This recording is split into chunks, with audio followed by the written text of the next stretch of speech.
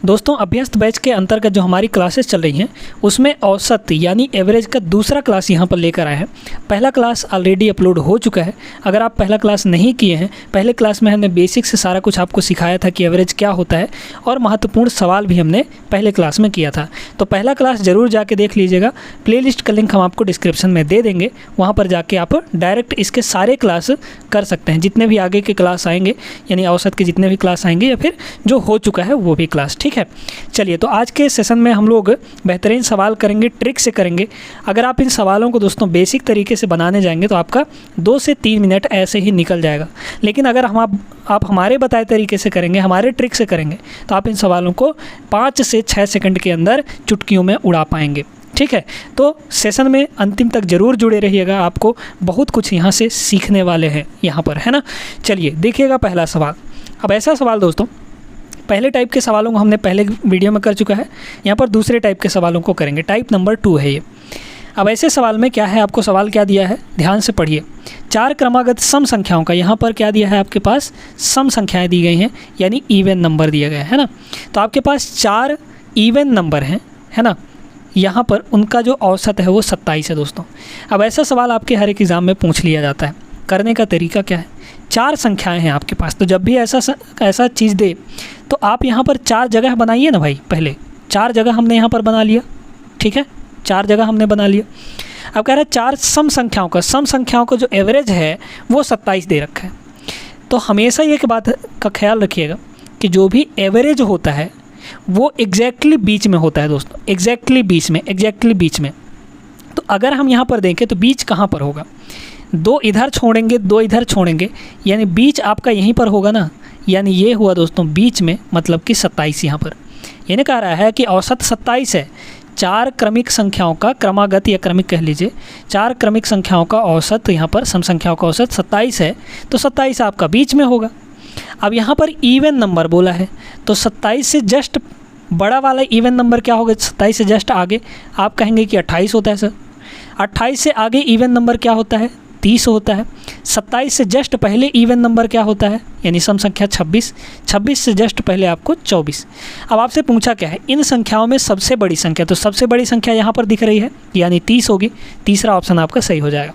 आपसे यहीं पर यह भी पूछा जा सकता था कि सबसे छोटी संख्या और सबसे बड़ी संख्या का आप यहाँ पर योग बताइए।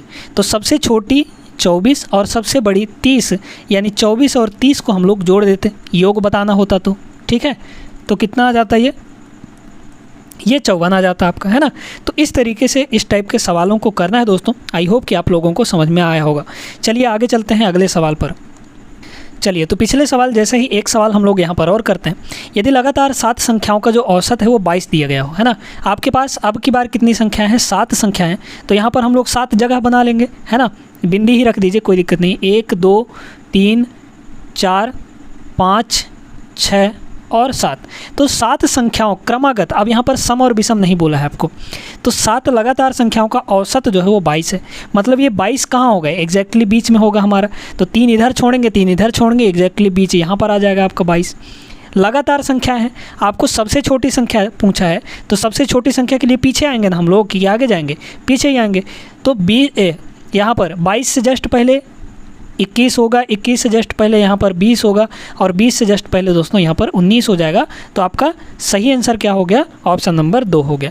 सबसे बड़ी संख्या पूछता तो हम लोग आगे बढ़ते, 22 के बाद 23 24 और सबसे बड़ी संख्या यहाँ पर कितनी हो जाती, 25 हो जाती। समझ में आ गया ना। तो कैसे करना है इस टाइप के सवालों को, ये आप लोग अच्छे तरीके से अब सीख गए होंगे, है ना। तो अब जब भी आएगा तो आप लोग एक लाइन में इसका उत्तर देंगे। चलिए आगे चलते हैं। देखिए इस सवाल को देखिए। अब इस टाइप के सवालों में दोस्तों आप लोग अटक जाते हैं, फंस जाते हैं कि कैसे करना है भाई। आप क्या करते हैं, 3 के पहले 5 गुणज निकालने लग जाते हैं। फिर औसत निकालने के लिए जो आप फार्मूला जानते हैं, बेसिक फार्मूला, कि भाई सम अपॉन टोटल नंबर, यही ना करते हैं औसत निकालने के लिए। लेकिन इस तरीके से करने जाएंगे तो बहुत टाइम लगेगा आपको। चलिए पहले बेसिक तरीका ही हम आपको बता देते हैं ना। पहले तो यहाँ पर बेसिक तरीका देख लीजिए। बेसिक तरीका भाई क्या कहता है, चलिए देखिए ध्यान से समझिएगा। बेसिक तरीका यह कहता है कि 3 के पहले 5 गुणज, यानी 5 multiples of 3, first 5 multiples of 3। इसका मतलब ये हुआ, तो पहले 5 गुणज, तो पहला मल्टीपल क्या होगा, 3 1 कम 3 होगा। दूसरा मल्टीपल 3 दूना 6 होगा, तीसरा मल्टीपल 3 तिया 9 होगा, चौथा मल्टीपल 3 चौक 12 होगा और पांचवा मल्टीपल 3 पचे 15 हो जाएगा। इनका सभी का औसत निकालना होता है। तो क्या करते हैं आप लोग, जोड़ के जितनी संख्याएं हैं यानी 5 संख्याएं हैं तो इससे डिवाइड करते हैं। करिए भला कितना आया, यहाँ पर 6 3 9, 9 9 18, 18 और 12 कितना हो जाएगा आपका 30 हो जाएगा। 30 और 15 दोस्तों 45 हो गया। 45 बटे आप लोग 5 करते हैं तो यहाँ पर कितना आता है आपके पास 9 आ जाता है ना। वैसे तो ऑप्शन नंबर ए पहला सही आंसर है ये, लेकिन इस तरीके से जोड़ने घटाने में जब आपको बड़ी बड़ी संख्याएं दे दी जाएँ तो वहाँ पर आप गलती कर जाते हैं। ठीक है, ध्यान से सुनिए, ध्यान से अब यहाँ पर सुनिएगा।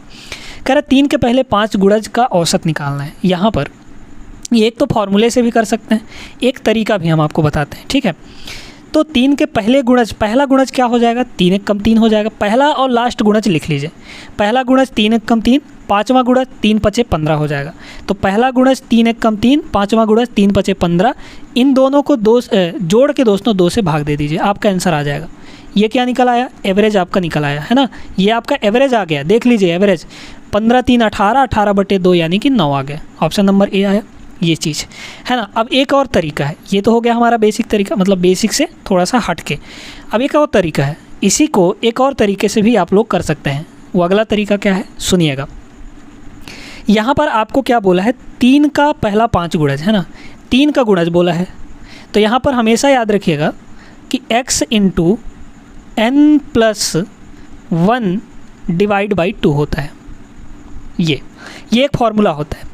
x का मतलब हो गया जिसका गुणज पूछा जा रहा है, तो 3 का गुणज पूछा जा रहा है यानी 3 कर दीजिए, इनटू यहाँ पर कितने गुणज यानी n की वैल्यू क्या है, यहाँ पर n की वैल्यू 5 है ना। तो 5 प्लस 1 यानी ये हो गया 6, बटे में कितना हो जाएगा 2, तो 6 3 18 बटे 2 यानी कि 9। यहाँ से भी 9 आ गया आपका। तो कोई भी तरीका लगाइए आंसर वही आने वाला है। इन दोनों तरीकों को हमेशा याद रखिएगा, ये दोनों तरीका बेस्ट है ना। क्या करना है, ये फॉर्मूला याद रखिए ऐसे सवालों को करने के लिए, या फिर ये अप्रोच लगा लीजिए, पहला गुणज और लास्ट गुणज को जोड़ के 2 से भाग दे दीजिए, आपका आंसर आ जाएगा। ठीक है, तो चलिए चलते हैं आगे अगले सवाल पर। देखिएगा अब इस सवाल को, ये सवाल भी आपका उसी टाइप का है, उसी तर्ज पर ये सवाल भी है। आप वीडियो को रोक कर एक बार इसको खुद लगाने का प्रयास करिए। बहुत आसान सा सवाल है, इसको मौखिक भी आप लोग सॉल्व कर सकते हैं। क्या कर रहा है, 100 तक की सभी विषम संख्याओं का योग। एक बात बताइए दोस्तों, जितनी भी विषम संख्याएं हैं क्या वो क्रमिक नहीं होंगी, क्रमिक ही तो होंगी है ना। 1 से लेकर 100 तक मतलब सारी की सारी विषम संख्याएं क्रमिक होंगी, लगातार होंगी। तो अगर हम आपसे पूछें कि 1 से 100 तक में पहला जो विषम संख्या है वो कौन सा होगा, तो पहला विषम संख्या आप बोलेंगे 1 होगा गुरुजी। ठीक है, अंतिम विषम संख्या क्या होगा 100 तक में, 99 होगा। तो हमने क्या बताया था, पहला प्लस लास्ट जो भी उस सीरीज़ में बन रहा हो उसका पहला और लास्ट ले लीजिए और यहाँ पर बटे 2 कर दीजिए, आपका आंसर आ जाएगा है ना। तो यहाँ पर क्या हो गया, 1 + 99 और बटा में कितना हो गया 2 हो गया। कितना हो गया ये 100 बटा 2 यानी कि 50 आ जाएगा। तो एवरेज कितना रहा आपका, ऑप्शन नंबर बी यानी कि 50 रहा। ठीक है, चलिए तो उम्मीद करते हैं आपको समझ में आया होगा। अब देखिए दोस्तों, इसका बेसिक थोड़ा सा समझ लीजिए, आप लोगों को ऐसे समझ में नहीं आया होगा।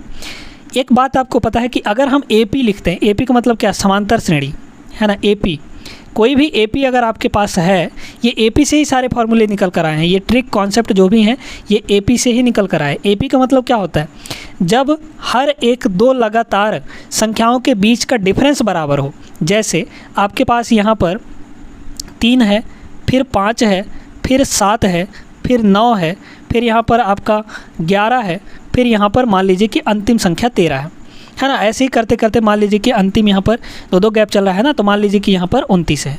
ठीक है, ये चीज़ है। अब आपसे कहें कि इन सभी नंबर का एवरेज बताइए, तो एवरेज इक्वल टू क्या होता है दोस्तों, एवरेज का जो बेसिक फार्मूला होता है वो क्या होता है, सम अपॉन टोटल नंबर है ना, सम अपॉन नंबर ऑफ डाटा, यानी कि कितनी इसमें कितनी संख्या है।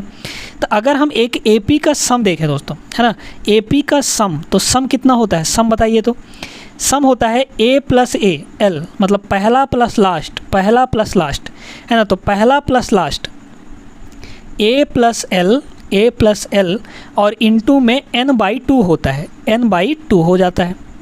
ये हो गया हमारा सम है ना। n को थोड़ा सा नीचे लिख देते हैं ताकि आपको कन्फ्यूजन ना हो, नहीं तो आप लोग पावर में n समझ लेंगे है ना। n/2 ये होता है सम, मतलब कि योग।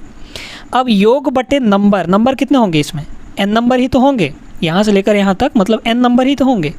तो अगर हम एवरेज यहाँ से देखें, एवरेज, तो एवरेज के लिए क्या करना पड़ेगा, पहले तो सम लिखेंगे, सम मतलब कि a plus l into n और डिवाइड बाई 2 और बटे में क्या होगा, टोटल नंबर यानी कितनी ये संख्याएं हैं, तो यहाँ पर n हो जाएगा। तो n से तो n कट जाना है, बचा कितना आपका a plus L by 2, a plus L by 2 मतलब पहला प्लस अंतिम बटा 2, ये कर देते हैं तो हमारा एवरेज आ जाता है। और यहाँ पर वही चीज़ हम यहाँ पर लगा रहे हैं दोस्तों। तो इस तरीके से आता है, जब भी जहाँ भी आपको AP दिख रहा हो, पहला प्लस लास्ट बटा 2 करेंगे तो आपका एवरेज निकल कर आ जाएगा। ये बात क्लियर हो गई, तो आपको इसका बेसिक कॉन्सेप्ट भी समझ में आया होगा। ये आपका बेसिक कॉन्सेप्ट रहा दोस्तों। उम्मीद करते हैं कि आज का सेशन आपको पसंद आ रहा होगा। वीडियो लाइक कर दीजिए अगर पसंद आ रहा होता है ना। चलिए, ज़बरदस्त तरीके से सारे सवालों को करने वाले हैं। अभी और सवाल, बहुत सारे सवाल करेंगे ताकि आपको कहीं भी कोई दिक्कत ना हो। चलिए दोस्तों, अब इस सवाल को देखिएगा। इस सवाल के लिए आपको एक अलग कॉन्सेप्ट सीखना पड़ेगा, अलग ट्रिक सीखना पड़ेगा। कह रहा है पहले 6 प्राकृत संख्याओं के वर्गों का औसत क्या होगा। पहले 6 प्राकृत संख्याएं नेचुरल नंबर, तो पहले 6 नेचुरल नंबर कौन कौन से होंगे, 1 होगा, है ना, 1 का स्क्वायर, फिर 2 का स्क्वायर, फिर 3 का स्क्वायर जो कि 9 होता है, फिर 4 का स्क्वायर, फिर 5 का स्क्वायर, है ना, और 6 का स्क्वायर। कितना, 6 का स्क्वायर। अब आप क्या करेंगे, जिनको नहीं पता होगा वो इन सभी का स्क्वायर करेंगे, फिर जोड़ेंगे, फिर बटे 6 करेंगे, तब उनका आंसर आ पाएगा। ऐसे नहीं करना है, बिल्कुल भी नहीं करना है, ठीक है।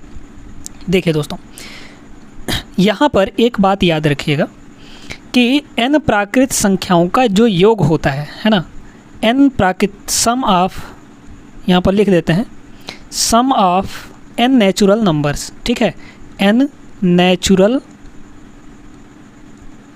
Natural numbers, sum of n natural numbers क्या होता है दोस्तों, ये होता है n into n plus 1 into, ठीक है, n इंटू n प्लस 1 और इंटू में 2n प्लस 1 डिवाइड बाई 6, ये होता है वर्गों का योग। सम ऑफ, अच्छा सॉरी, यहाँ पर sum of square of n natural number है, ठीक है, यहाँ पर लिख लीजिएगा सम ऑफ स्क्वायर ऑफ, है ना, स्क्वायर ऑफ वर्गों का योग, square of n natural number यानी वर्गों का योग। जैसे 1 का स्क्वायर प्लस 2 का स्क्वायर प्लस 3 का स्क्वायर प्लस 4 का स्क्वायर, यानी कि n स्क्वायर तक ऐसे जोड़ा जाए तो उनका जो टोटल आएगा वो कितना आएगा, n into n plus 1 into 2n plus 1 divided by कितना हो जाता है, 6 हो जाता है, ठीक है। तो अगर हम यहाँ से एवरेज निकालें इन सभी का, तो एवरेज इक्वल टू क्या हो जाएगा, एवरेज बताइए तो, एवरेज डायरेक्टली बताइए ना भाई, एवरेज कितना हो जाएगा। एवरेज होगा भाई जैसे ही टोटल बटे n करेंगे, है ना, टोटल बटे नंबर ऑफ़ डाटा, तो n से n तो कट जाएगा, बचेगा आपके पास कितना, सिर्फ n plus 1 into 2n plus 1 और डिवाइड बाई 6। ये होता है फॉर्मूला दोस्तों, गजब का शॉर्ट फार्मूला है यहाँ पर कि अगर आपको वर्गों का औसत निकालना हो, प्राकृत संख्याओं के वर्गों का औसत, तो ये फार्मूला आप लगा दीजिएगा। यहाँ से कितना आ जाएगा देख लीजिए, n का मतलब 6 प्राकृत संख्याएं, मतलब 6 तक, तो ये n हुआ ना, ये क्या है, n है हमारा, तो n की वैल्यू है 6, तो यहाँ पर रखिए 6 प्लस 1 कितना हो जाएगा, ये हो जाएगा 7 इंटू, यहाँ पर रखिए 6, तो 6 दूना 12 1 13, ये हो गया 13 और बटे में कितना आ गया आपके पास 6, ये हो गया 13 सत्ते 91, 91 बटा 6, 91 बटा कितना हो जाएगा 6 हो जाएगा। इसको थोड़ा सा और हम काटेंगे तो कितना हो जाएगा, 6 कम 6 बचा कितना 3, 6 पंचे 30 बचा 1 बटे 6, 15 सही 1 बटे 6। इस सवाल का सही जवाब रहा ऑप्शन नंबर डी, आपका करेक्ट आंसर हो जाएगा दोस्तों। तो ये अगर फॉर्मूला याद है ना दोस्तों, इस सवाल को आप चुटकियों में लगा सकते थे, आसानी से बना सकते थे। अब यहीं पर आता है कि अगर क्यूब का योग निकालना हो या फिर क्यूब का यहाँ पर आपको एवरेज निकालना हो, तो क्यूब का भी सीख लीजिए, ठीक है। क्यूब का मतलब कैसे, कि जैसे आपको यहाँ पर 1 का क्यूब प्लस 2 का क्यूब फिर 3 का क्यूब, है ना, ऐसे करते करते कहाँ तक, n क्यूब तक आपको अगर जाना है और इन सभी का एवरेज पूछे, तो एवरेज अगर हम सम देखें दोस्तों, इन सभी का सम है ना, sum of cube of n natural number, तो ये होता है n इंटू n प्लस 1 और डिवाइड बाई 2 स्क्वायर, 2 का होल स्क्वायर, ये चीज़ है ना, ये सम होता है। और यहीं से अगर एवरेज निकालें तो एवरेज कितना हो जाएगा बताइए तो, है ना, एवरेज। ये सारे फॉर्मूले नोट करते चलिएगा, ठीक है। तो डिवाइड में n होगा, तो तो n से तो n कट जाएगा पहले, है ना, तो एक ही n बचेगा, इनटू में हो जाएगा n+1 का होल स्क्वायर और डिवाइड बाई 4 आ जाएगा 2 का स्क्वायर। ठीक है, ये चीज़ आ जाता है दोस्तों एवरेज। अगर क्यूब का एवरेज पूछे, जैसे 1 से लेकर 7 तक के क्यूब का एवरेज आपसे पूछ लिया जाए, तो ये वाला फॉर्मूला आप लगा दीजिएगा, आपका आंसर आ जाएगा। क्लियर हो गई बात, समझ में आ गया होगा आपको अच्छे तरीके से, है ना। चलिए आगे चलते हैं, अगले सवाल पर बढ़ते हैं। कि दोस्तों एक बार आप लोग इस सवाल को लगाइए तो ज़रा, है ना, अच्छा सवाल है। प्रथम 6 अभाज्य संख्याओं का माध्य ज्ञात कीजिए। माध्य का मतलब भी वही होता है दोस्तों, एवरेज कह लीजिए। माध्य का मतलब जो एकदम बीच में हो, ठीक है, तो माध्य कहिए या एवरेज कहिए, मतलब दोनों का वही है। कह रहा है अभाज्य संख्याएं, अभाज्य मतलब प्राइम नंबर्स, पहले 6 प्राइम नंबर, पहले 6 प्राइम नंबर। अब देखिए गलती कहाँ कहाँ होता है आपसे, है ना, इसमें बहुत सारी गलतियाँ हो सकती हैं। पहली गलती तो ये कि जब भी आप अभाज्य संख्या लिखने जाते हैं तो पहला अभाज्य संख्या आप लोग 1 लिखते हैं, फिर आप 2 लिखते हैं, फिर आप 3 लिखते हैं, फिर आप यहाँ पर 5 लिखते हैं, फिर आप यहाँ पर 7 लिखते हैं, तो ये 5 हुआ, फिर आप यहाँ पर 11 लिखते हैं। ये अभाज्य संख्या यानी प्राइम नंबर्स हैं। इन सभी को जोड़कर आप 6 से भाग देते हैं, जिससे आपका आंसर नहीं आने वाला, बिल्कुल नहीं आएगा। क्यों नहीं आएगा, सुनिए। एक जो है दोस्तों ये प्राइम नंबर नहीं होता है हमारा, सबसे छोटी जो प्राइम नंबर है वो 2 होती है, यानी 2 से हमारा प्राइम नंबर शुरू होता है। सबसे छोटा प्राइम नंबर कौन सा है, 2 है हमारा, यानी यहाँ से आपका शुरू होने वाला है प्राइम नंबर। ठीक है, यहाँ से मतलब कि 2 सबसे छोटा प्राइम नंबर हुआ, 2 के बाद 3, 5, 7, 11 और इसके बाद क्या हो जाएगा आपका 13 हो जाएगा। प्राइम नंबर का मतलब क्या होता है कि जो सिर्फ अपने से कटे और 1 से कटे, वही तो होता है प्राइम नंबर, है ना। तो 9 आपका प्राइम नंबर नहीं होगा क्योंकि 3 से कट जाता है वो। तो ऐसा मत समझ लीजिए कि सभी की सभी जो विषम संख्याएं वो प्राइम नंबर होंगे, ये गलत हो जाएगा, है ना, ये स्टेटमेंट गलत है। और एक चीज़ और दोस्तों, कभी कभी आपसे डायरेक्टली ये भी पूछा जाता है कि सबसे छोटा सम अभाज्य संख्या, तो सम अभाज्य संख्या कौन सा होता है, केवल और केवल 2 होता है दोस्तों। ये सम है, इवन नंबर है। इस 2 के अलावा कोई भी यहाँ पर जो प्राइम नंबर है वो इवन नहीं होता है। 2 को छोड़कर सारे के सारे जो इवन नंबर हैं वो आपके ऑड नंबर होते हैं, विषम संख्याएं होती हैं।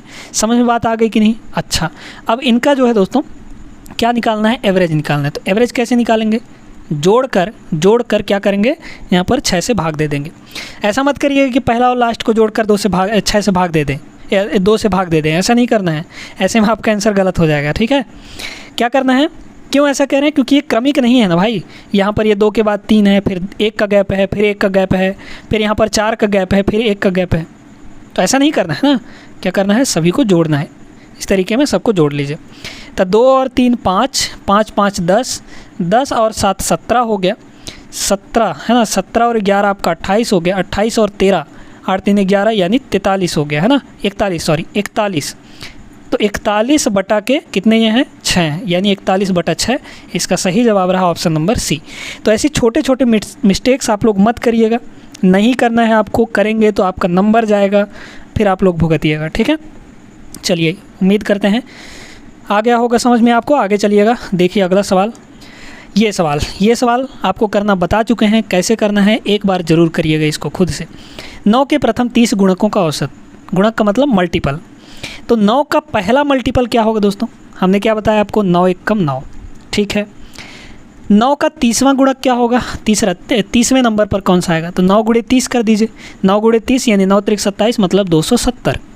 ठीक है, तो पहला मल्टीपल 9 हुआ, 9 1 कम 9, और 30वां गुणक यानी 9 गुणे 30 करेंगे तो 270 आ जाएगा। हमने क्या बताया, दोनों को जोड़कर 2 से भाग कर दीजिए। दोनों को जोड़कर क्या करिए, 2 से भाग कर दीजिए यहाँ पर। ठीक है, चलिए तो यहाँ पर क्या हो जाएगा, 279 बटा कितना हो जाएगा आपका, यहाँ पर 2 हो जाएगा। ठीक है, तो 200 का आधा 100 हुआ और 79 मतलब 40, है ना, तो 40 से 0.5 कम यानी 39, तो 139.5 आ जाएगा दोस्तों, 139.5। 279 का आधा करेंगे 139.5, ऑप्शन नंबर सी यहाँ पर बिल्कुल सही जवाब रहा। क्लियर हो गई बात। तो ऐसा सवाल आएगा तो कर लेंगे ना, बिल्कुल कर लेंगे आप लोग। ठीक है, बहुत समझदार लोग हैं आप लोग, कर लेंगे। ठीक है ना, समझ गए होंगे। आगे चलिए, ये सवाल देखिए दोस्तों, है ना, अच्छा सवाल है, प्यारा सा सवाल है। 5 क्रमागत संख्याओं का औसत जो है वो 50 है। सबसे बड़ी और सबसे छोटी संख्या के गुणनफल तथा चतुर्थ और दूसरी संख्या के गुणनफल का अंतर क्या होगा, है ना। टाइम कंज्यूमिंग है, थोड़ा सा समय लग सकता है। 5 क्रमागत सम संख्याओं का औसत। तो 5 संख्याएं हैं आपके पास, है ना, तो 5 क्रमागत संख्याएं यानी लगातार संख्याएं, तो 5 यहाँ पर डॉट बना लेते हैं। औसत 50 है, मतलब बीच में आपका 50 होगा। बड़ी संख्या 51, 52, बड़ी संख्या आपका 52 हो गया, और इससे पहले आएंगे तो छोटी संख्या मिलेगी हमको, यानी यहाँ पर 49 और यहाँ पर ये 48। अब आपको पूछा क्या है, सबसे बड़ी व सबसे छोटी संख्या के गुणनफल। तो सबसे बड़ी और सबसे छोटी संख्या यानी आपको 48 गुणे 52 करना है ना, 48 गुणा 52, और क्या बोला है, दूसरा और चौथा, है ना, चौथा और दूसरा। तो चौथा संख्या ये हुआ, दूसरा संख्या ये हुआ, मतलब यहाँ पर ये 49 होगा, है ना, और यहाँ पर कितना होगा आपका 51 हो जाएगा। ठीक है, यहाँ पर 51 हो जाएगा। तो 49 और 51, इसका दोनों का गुणा करना है दोस्तों, और इनका अंतर लेना है, अंतर मतलब घटाना है। ठीक है, चलिए, तो यहाँ पर देखिएगा। अब इसका बेहतरीन तरीका, क्योंकि आपको यहाँ पर क्या है ना कि आप यहाँ पर लगा नहीं पाएंगे, क्योंकि 48 का 52 से गुणा करना थोड़ा सा टाइम कंज्यूमिंग है। ठीक है, यहाँ पर 49 और 51 का गुणा करना थोड़ा सा यहाँ पर टाइम कंज्यूमिंग है। ठीक है, तो कैसे कर सकते हैं आप लोग, यहाँ पर देखिएगा। इसको ऐसा ना करें, यहाँ पर हम लोग इसको ऐसा कर देते हैं। ठीक है, देखिएगा, ध्यान से सुनिएगा। इसको हम 50 - 2 लिख देते हैं, है ना, या फिर ऐसा करिए ना दोस्तों, यूनिट डिजिट तरीका लगा सकते हैं क्या। 8 दूना 16, यहाँ पर हुआ 6, यहाँ पर 9 कम 9, है ना, 9 कम 9 यानी ये हुआ 9, मतलब कि यहाँ पर कितना आ जाएगा, 6 में से 9 गया, मतलब कि -3 आ जाएगा। ठीक है, क्या ये सही होगा? हाँ, बिल्कुल सही हो सकता है, मतलब ऑप्शन नंबर बी आपका सही हो जाएगा। चलिए करके एक बार देख लेते हैं। ठीक है, करके एक बार देख लेते हैं। तो इसको 50 - 2 लिख सकते हैं। यार थोड़ा सा कैलकुलेटिव हो रहा है ना, 52 गुणे आपको 48 करना है। तो यहाँ पर क्या कर सकते हैं, इसको 50 - 2 लिखेंगे, 52 का 5 में गुणा करेंगे तो कितना हो जाएगा, आप यहाँ पर 5 दूना 10 के 0 और हासिल आपका 1 आया, फिर 5 × 5 = 25, 1 26 यानी 260 हो गया। फिर यहाँ पर माइनस कर देंगे, 52 दूना कितना हो जाएगा, 104 हो जाएगा, है ना। तो इसको घटा दीजिए, तो ये हो गया 1 और 60 में 4 गया 56, मतलब 156 आएगा। यही ना होगा जी? अरे यार यहाँ पर कितना, हाँ ठीक ही तो है, कुछ गलती हो गया क्या? हाँ यहाँ पर गलती हुआ है, देखिए यहाँ पर देखिए भाई, 52 को 5 से गुणा करेंगे तो 2600 आएगा, 260 थोड़ी आएगा। 50 से गुणा करेंगे तो 2600 आ जाएगा, यहाँ पर 0 होगा। ठीक।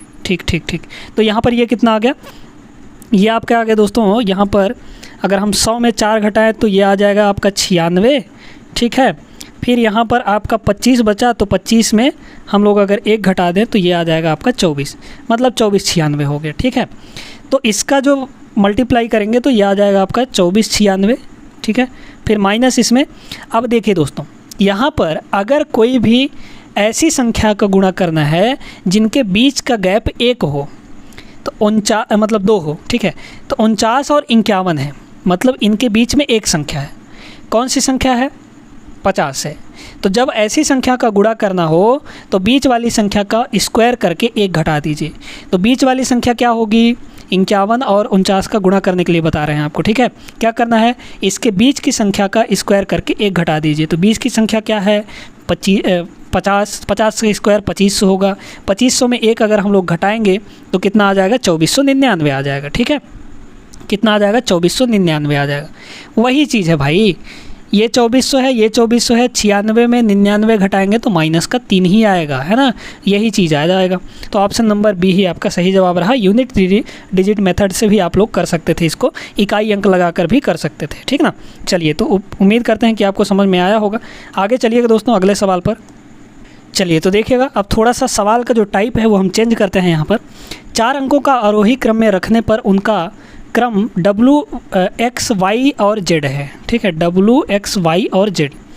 सबसे छोटे 3 संख्याओं का औसत आपका 25.5 दिया है, जबकि सबसे बड़े 3 संख्याओं का औसत 29.5 दिया है। आंकड़ों का परास ज्ञात कीजिए। परास का मतलब होता है दोस्तों कि यहाँ पर कितना रेंज है उनका, है ना, रेंज आपको बताना है। देखिए यहाँ पर ध्यान से सुनिएगा, ध्यान से देखिए। 4 संख्याएँ हैं आपके पास, W है, ठीक है, X है, Y है और आपके पास Z है। इन तीनों का जो एवरेज है वो कितना दे रखा है आपको 25.5, और सबसे बड़े यानी इन तीनों का एवरेज मतलब कि x से लेकर z तक का जो एवरेज है वो 29.5 दे रखा है। अब आपको रेंज बताना है, यहाँ पर ध्यान से सुनिएगा, ठीक है। देखिए यहाँ पर ध्यान से सुनिए, अगर हम इन तीनों का योग निकालना चाहिए w, x और y का, तो w, x और y योग बराबर क्या होता है, एवरेज इंटू नंबर, है ना। तो इन तीनों का योग कितना दिया है दोस्तों, यहाँ पर अगर हम निकालें तो w plus x plus y कितना हो जाएगा, यहाँ से बताइए। तो इन तीनों का एवरेज कितना दे रखा है 25.5, ठीक है, 25.5 यानी 25.5, और इंटू में कितना हो जाएगा नंबर, यानी टोटल ये कितने हैं 1 2 3 है ना। तो ये हो गया। अब यहाँ से इन तीनों का योग कितना आ गया, इसको आप लोग कैलकुलेट कर सकते हैं, अभी मत कैलकुलेट करिए, ऐसे ही रहने दीजिए, ठीक है। अब सुनिए, कह रहा है आगे मतलब बड़ी संख्याओं का x, y और z का, तो x, y और z का टोटल निकाल लीजिए, x प्लस y और प्लस का z। इन तीनों का एवरेज कितना दिया है दोस्तों 29.5 दिया है, यानी 29.5 दे रखा है। टोटल ये नंबर कितने हैं, 3 नंबर हैं, तो यहाँ पर 3 हो गया। तो इसका कितना आ गया, ये आ गया, इसका ये आ गया। अब आपको क्या निकालना है, परास निकालना है। तो परास मतलब होता है दोस्तों कि इनका रेंज कितना है, यानी सबसे बड़ी संख्या माइनस सबसे छोटी संख्या, z माइनस डब्लू करना है आपको, z माइनस डब्लू। आरोही क्रम में रखा है ना, आरोही का मतलब क्या होता है, बढ़ते हुए क्रम में, इंक्रीजिंग ऑर्डर में। तो z है यहाँ पर आपका w है, तो z माइनस डब्लू निकालना है आपको, ठीक है। देखिए हमारे पास ये है आपका एक इक्वेशन, ये है आपका एक इक्वेशन, 2 इक्वेशन है। अगर हम दूसरे में से पहले को घटा दे दोस्तों, ध्यान से सुनिएगा, ध्यान से इस बात को सुनिएगा। अब ऐसे बड़े बड़े सवाल आएंगे ना, तो इतना पिचकाट आपको नहीं करना पड़ेगा, इतना तिकड़मबाजी नहीं करना पड़ेगा, डायरेक्ट आप निकालेंगे उस टाइम पे, ठीक है। परास निकालने के लिए आ गया तो बस एक बार इसको समझ लीजिए क्या है। देखिए अगर हम इस वाले में से पहले वाले को घटा दें तो क्या होगा, x से x कट जाएगा, y से y कट जाएगा, z माइनस डब्लू आ जाएगा कि नहीं। यानी दूसरे इक्वेशन में पहले इक्वेशन को घटा दीजिए। तो दूसरे इक्वेशन में अगर हम पहले इक्वेशन को घटाएं, है ना, तो इसमें से इसको घटाएंगे तो plus x minus x cut जाएगा, plus y minus y cut जाएगा, क्योंकि घटा रहे हैं ना, तो ये माइनस और ये भी माइनस हो जाएगा, और यहाँ पर भी माइनस लग जाएगा। तो देखिए plus x minus x cut गया, ठीक है, प्लस y माइनस y भी कट गया, यहाँ पर बचा प्लस का z और माइनस यहाँ पर बचा w। इधर भी घटा दीजिए, तो घटाएंगे तो देखिए दोस्तों यहाँ पर कितना है 29.5 इंटू 3, इसमें से हम किसको घटाएंगे 25.3 5 इंटू 3 को इसको घटा देंगे। 3 दोनों में कॉमन है, तो 3 को आप लोग ले लीजिए कॉमन, 3 को ले लीजिए कॉमन। यहाँ पे बचा 29.5 में से 25.5 को घटाइए तो 4 ना बचेगा जी, कितना आ जाएगा 4 आ जाएगा, ठीक है। कितना आ जाएगा 29.5 में 25.5 को घटाएंगे तो 0.5 में 0.5 घटा तो वो हो गया 0, 29 में 25 घटाएंगे तो 4 आ जाएगा, 3 गुणे 4 यानी कि 12 आ गया। ये 12 कितना आ जाएगा, ऑप्शन नंबर पहला आपका सही हो जाएगा। अगला सवाल ये रहा दोस्तों, बहुत ही बेहतरीन सवाल है, देखिएगा ध्यान से समझिएगा इस चीज़ को, इस सवाल को, है ना। बहुत ही प्यारा सवाल है, एकदम ज़बरदस्त सवाल है। आरआरबी एनटीपीसी में 2021 के अंदर ये पूछा गया सवाल है, ठीक ना। देखिए 6 धनात्मक पूर्णांकों का जो औसत है वो आपको कितना दे रखा है 55 दे रखा है।